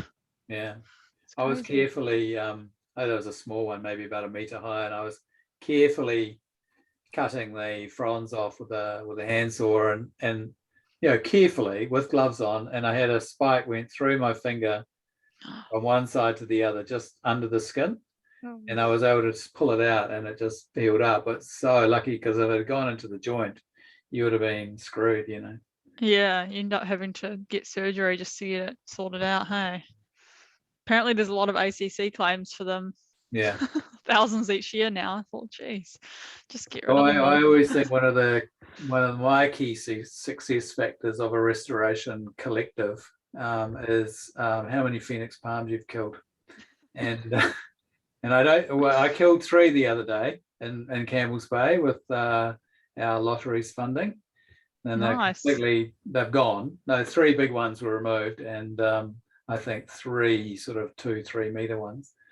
And I don't know that Pest Free Okura's actually removed any large phoenix palms. So, I think it is a really good thing to be doing, because they're so bad, and they're everywhere in our reserve. Yeah, and they're a big rat playground as well, aren't they? So that's just another reason to hate them. The cost of getting rid of them if you don't, and if so, it's like get rid of the source of them, and there was a bangalow palm in our reserve that was just outside someone's property in an encroachment area, and I took along a couple of compost bags to cut the fruit off. So I filled 2 huge compost bags with fruit, and there's still more on the tree. So Jeez. like literally hundreds of fruit, and this is being eaten by kiruru probably and taken into the bush, and we're getting literally hundreds of bangalows coming out now. And interestingly, when I was at uni, I remember my lecturer saying this about bangalow palms. They have a really, really long life in the seed bank. Oh, So really? so apparently she was saying that in about 50 years time, they're all just going to start popping up everywhere. Like right now, we're not seeing the true impacts of really how bad of a weed they are, because they are just so long lived in the seed bank. Wow. So yeah, they're going to become That's very a very depressing. big problem. I know. I hate to, be the bearer of bad news, but I mean, it's good that Auckland Council have finally put it on the banned list. Yeah, you can still buy them for the next year or 2. Yeah, well, it was meant to be. It was meant to be this year in September that there was going to be a blanket. That was the last date, but they may have extended it because of COVID. I haven't looked in a little while at the Okay. management plan. I That might would have to be have a good. look. Mm. Yeah, because people are planting them everywhere in the new area. Because I live in the new area in Long Bay that's being built at the moment, and they're just in everyone's gardens. These brand new houses are going up, and people are still planting them, and I just so badly want to get out there in the middle of the night with my balaclava and just just poison them all or something. Totally. I would never, but it's just so frustrating to see. The All minute right, we so moved in, who's going to we ripped report them back? out. Brittany, I think you should get that job. I can't do it. I've talked enough tonight. So I'm going to close these breakout rooms because I get to do it. So that's cool. 10 minutes is up apparently. So we can keep it open a bit longer, but No. I think we'll go back, and it's good for I think we're behind people. schedule. People want to share a little bit. Yeah. Okay, we'll see you. Probably it may actually count down from a minute. If I close now, let's see. Oh yeah. They're going to close in a minute now. Yeah. That's cool though. Never done all this before, so it's all a bit of a learning curve. So there's 8 rooms, 8 breakout rooms, and What a good turnout. yeah, 40 people. It's really good. And Probably more than at the actual yeah, in-person meetings. I guess it's a bit more accessible for everyone. Well, not everyone, but yeah, some people anyway. you don't have to travel. I guess if it's up in Orewa and it's you're living around here, you may not want to head up there at this time of night, sort of thing. All right. Thanks too, Neil, for your work on the treasurer's role. It's great. Much appreciated. Thank you, Richard. Hello, nice to see you in person. It's always funny getting to know. I'm finding it funny getting to know areas and people and what everyone's doing without seeing everyone's faces. It's pretty nice to have technology, I guess, sometimes.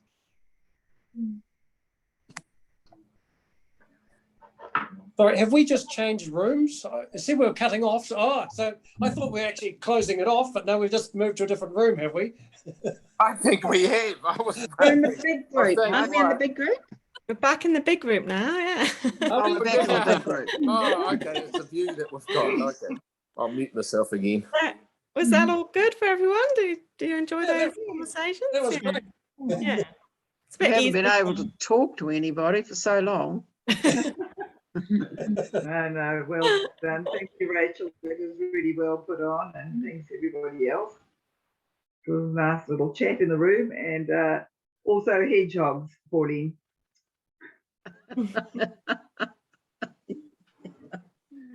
So just to finish off the chat. Yes. Maybe we could do that for longer next time.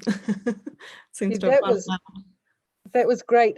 Tony, just to finish that conversation off, that's meant to be being maintained by Healthy Waters. So maybe you might drop me a line, because then we can put a bit of pressure on them to do a bit more work there, so you're not having to do it all. Well, that was the first time I've been down there, so yeah, I'll send you a message And if they want a hand, I'm quite happy to go down because I'm nearby. Oh, that's fabulous. All right. Cheers. Thank you to Frank for that idea of doing the Zoom breakout rooms. That was Frank's idea, so thank you. It seems to have gone well. Frank has a lot of ideas and he's very good at implementing them too, aren't you, Frank? Thank you. Are you going to do that report back thing, Rachel? Yeah, so if we've got some time, Richard, then yeah, does that? I think so. Yeah, what we thought was might be a nice idea to share a little bit about what you learned in each room or what you discussed, or if you feel so inclined to share with the wider group. So does anyone want to go first? Yep, I can start. So I had Chris and Marie and had Bruce as well. Yeah, and we just had a little chat about yeah, just like the awesome presentation from Matt, and there was like a few things that was really cool to hear. I guess just the level of detail that goes into some of those projects, and then also talked a little bit about like things that were missing from the ecosystem, like the shorebird, the petrels and stuff like that, and Garno and all of those cool things. But yeah, Chris, anything else you want to add? Oh, am I on mute or not? No. I thought, yes, we're very impressed with the statistics, but we thought about the interconnectedness of everything, and for instance, that example of the guano that you don't get now, and maybe what impact that has on our kauri, and would that have been one of the factors was kauri dieback? You take the natural nutrient for the trees, and what happens? Just an example of the because cane one aspect of nature, the balance, and then something else. You'll get another result. ecosystems. The whole As Kane explained to us that the seabirds come ashore and a lot of them burrow deeply under forests such as kauri forests and deposit the guano underground as well as on the surface. So that was really interesting. As well as the slides in Matt's talk, we talked about those. Yes. Can I just say, on the national program a few weeks ago, or probably a few months ago, they were saying that the cause of kauri dieback, you probably have heard, has been discovered now. It was imported into New Zealand from the islands in Wood. Oh. Yeah, no, it's an import. Yeah, we wondered if it was they were healthier back then, why they're sort of suddenly we're seeing such decimation now. True, probably part of it, but I think they definitely know that it hasn't come just. It's not a natural. Yeah, it's come in. Maybe it's just taking a while to spread. Probably, yeah.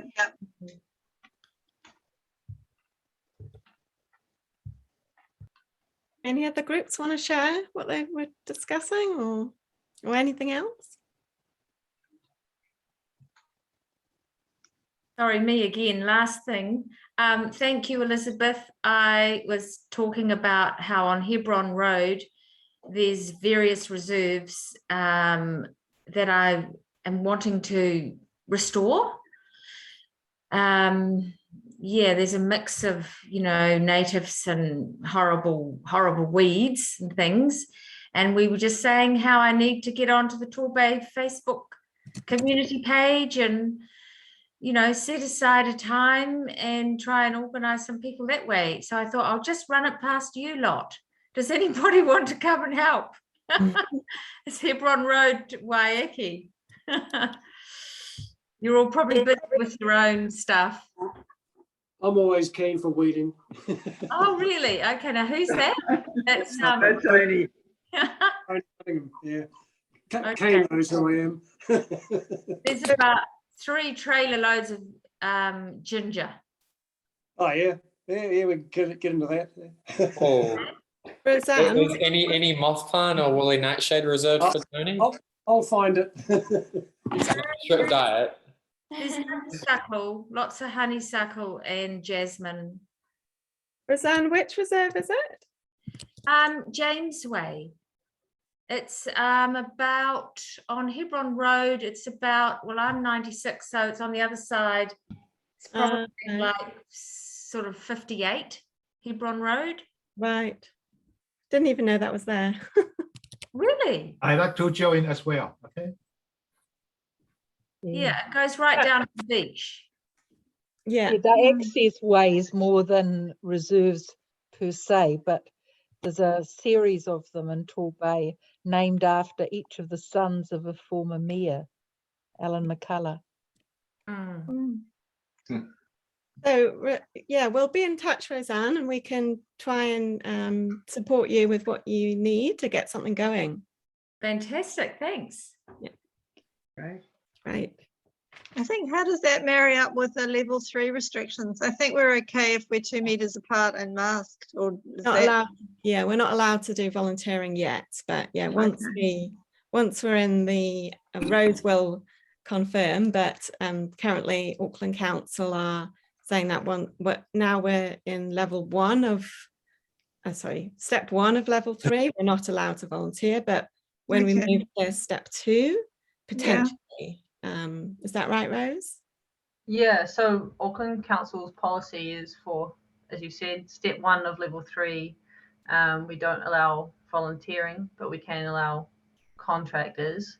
If you send me an email, I can send you some of the paperwork you might need, or either get in touch with me or myself or Rachel, who has it, and then that will be able to get you going for step 2, level 3. I know it's frustrating because lots of other activities are allowed, but yeah, comes from the top, so there's not much I can do except support you to be ready to go.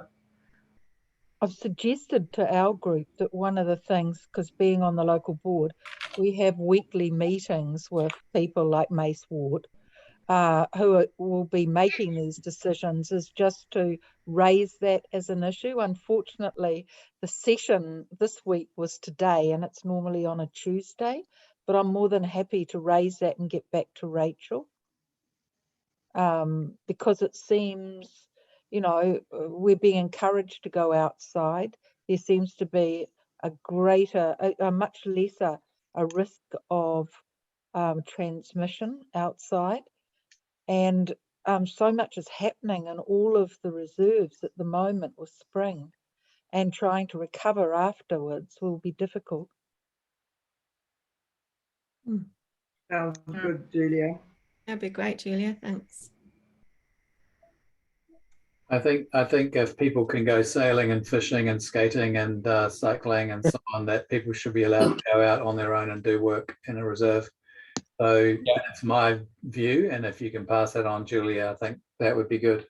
I most certainly will, but the boards actually have more management of reserves, the local reserves, and then of course you've got the regional reserves. But yes, we'll see how that one goes. But it will be next Tuesday. We'll have our next meeting. And like, when these are things I do pass on up the chain as well, and then they go to basically we've got like a leadership meeting that makes those decisions. I can feed into I guess the data that they have and people's views as well. But yeah, I'm happy to pass those on where I can. But like I said, absolutely happy to help support, help you through any of the paperwork, and if it's on my work program in your reserve, I'm happy to help supply with tools and chemicals and other things that you need, because I know if anyone's like me, they're sick of being inside and want to hit the ground running. So yeah, I understand, and here to support. So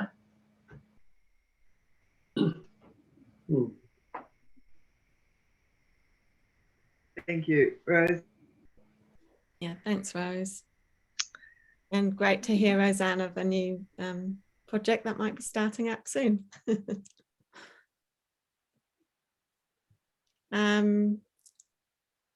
Have we got some more time, Richard, to keep sharing? Certainly. So who wants to go next?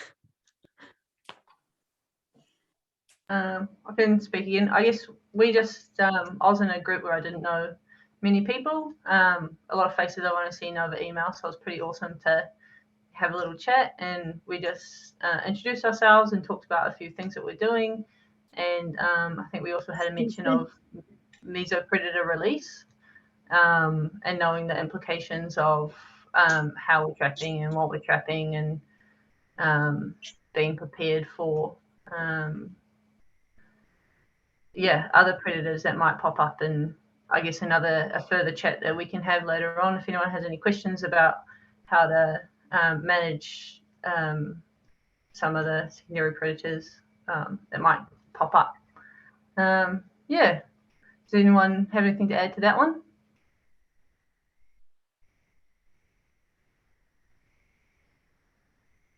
Oh, you're on mute, Cal, sorry. I don't know if it's possible at all, but it'd be great to have a copy of the graph that I think it was Matt showed us, where the predators on one side and what they affect on the other. I definitely use that and do several good maths lessons at school with it, especially with my Enviro group. So I don't know if it's possible to get hold of that. Someone can ask. I can check. I can ask Matt. Cool. Yeah. Thank you. And I'll also ask him for his permission to share the presentation as well. Excellent. Useful. Yeah. Okay.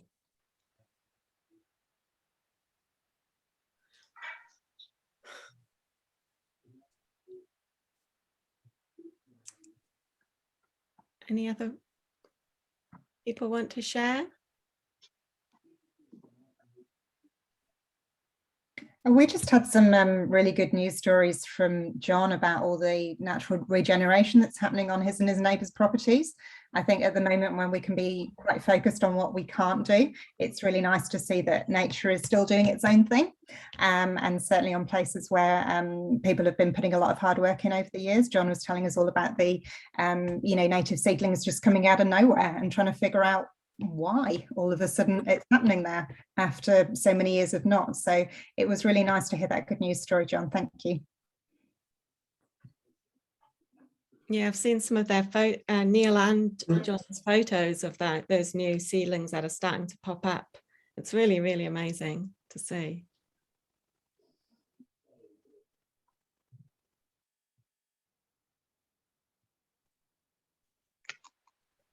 One for Kane. Kane, on the Okura Road, there's a huge amount of different species of noxious weeds, and they're spreading. And now that the mowing isn't being done at the moment, they're spreading, and people have noticed they're popping up in their paddocks. I've noticed the ginger that's on the Okura Road is now, I'm getting clumps of it. I find them randomly in bush areas, but there's some sort of it's not the stinking Irish that I got rid of, but it's another one, and it's popping up, and I just wonder how do we go about controlling something? Because I guess it's got to be council property. Where is it? Is it on the roadsides, or is it? On the margin, and there is so much of it. Anything that the council has been mowing, I think might spread it, whatever it is. But coming down our road, people have noticed it's popped up in their paddock, and potentially. I think a lot of it can be the Aristia grass.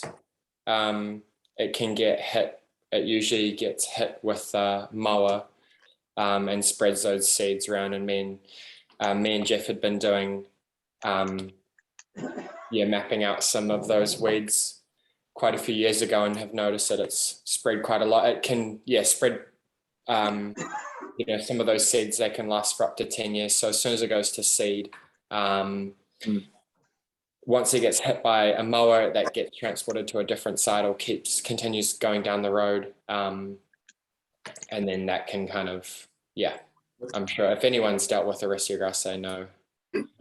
Is this something you'd consider a threat with forest at all? Would it, or does yeah, it like need... kind of margins, I guess, and like yeah, forest margins, and it is yeah, it's an environmental weed for sure. But if it's on a roadside, I guess it's a slightly different thing. There is a way that we can if there's like some project areas, we've done one in Stillwater through and got permissions through Auckland through AT to do those works. So I guess it depends. It's not just like a blanket permissions. It has to be, you have to, it depends what the site's like and how far away from the road you are and how fast the road, how fast people go down that road and stuff like that. So but yeah, we could, if you have an area, we could have a chat about that.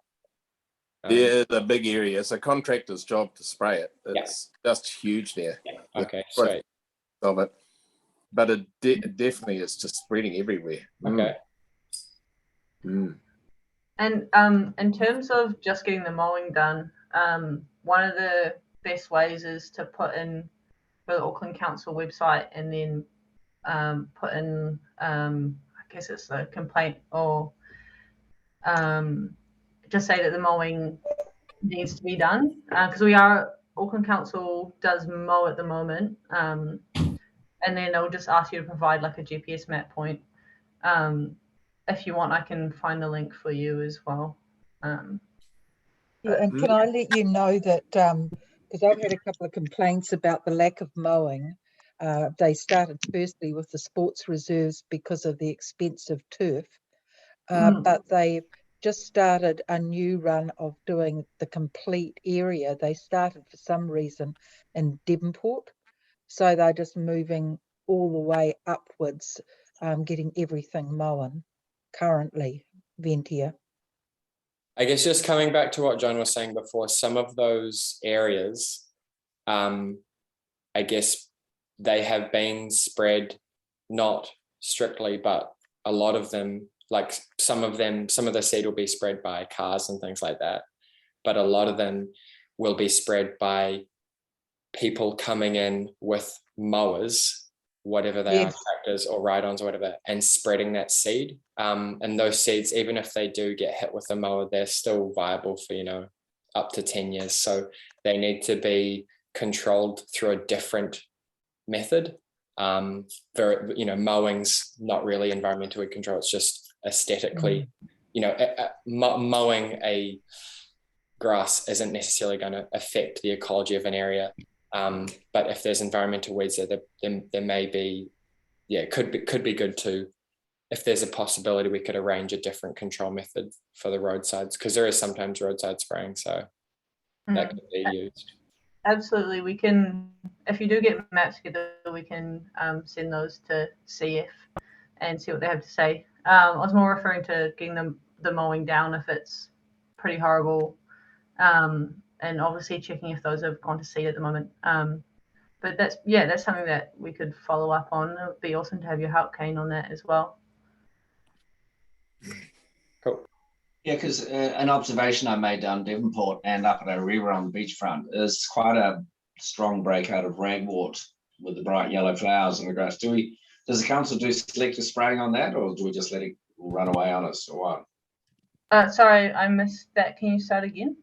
Yeah, sorry, it's John here. I've noticed down at Devonport on the western side of the wharf, plus up at Arira by the public toilets and the playground, there's been quite a significant breakout of yellow flowering ragwort in the grass. And I just wonder whether the council normally would treat that or spray it with a selective for flatweed, or do you just let that run?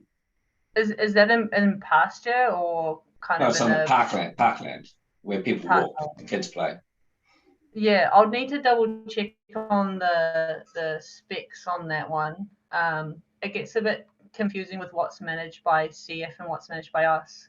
I basically cover more of the kind of ecological restoration type places. Yeah. So I can't really comment on it if it's pasture, but we can follow it up if you want to send me an email, we can try to get that to the right person and find out. Neil Atkinson is really good for you to talk to for the Bays area anyway, and the Orewa. Yeah, and I can get in touch with Dan as well for the Devonport area. So if someone could send me an email of that person, that'd be great. John, I'll send you the Thanks, Rach. the contacts. Yeah. Yep. For Neil and Dan and Rose. Cool, thanks. Okay.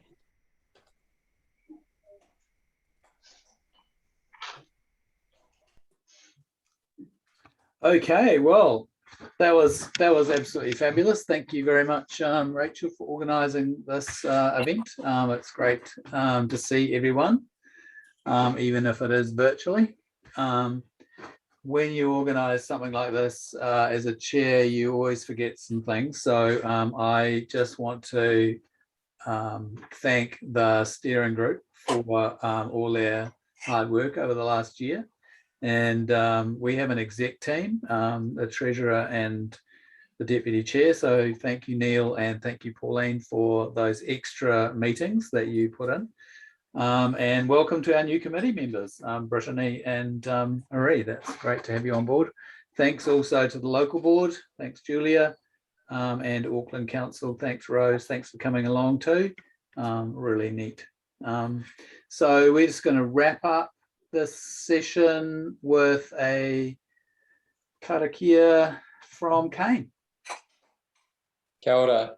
Just before we wrap it up, I just wanted to say if everybody had a chance to have a look at the those statistics of all the weeds controlled and the volunteer hours and the square meters of weeds controlled and all of those cool things. That's that form that I keep pestering all the community groups to fill out after they've done all the people doing works in wherever they're doing works across our local board area, and that just helps to give us a good picture of what's going on, and then we can report on that. There's lots of other things, but that's just the kind of pretty stuff, I suppose. So big thank you to everybody who's added to that, added to those statistics or weeds controlled and predator lines and stuff like that. So anyhow, thank you. Korangi nui ki runga ko papatua nuku ki raro, te pito te Māori. Ko te oranga aroto, ko te oranga a waho, haputa ko ngā taumahatanga, hakina ko te aio, puri tēnei, haumia, huie, tai kia. Kia ora, Kane. Thank you, everyone. Good night. Mate wa. Bye. Bye. Thank you.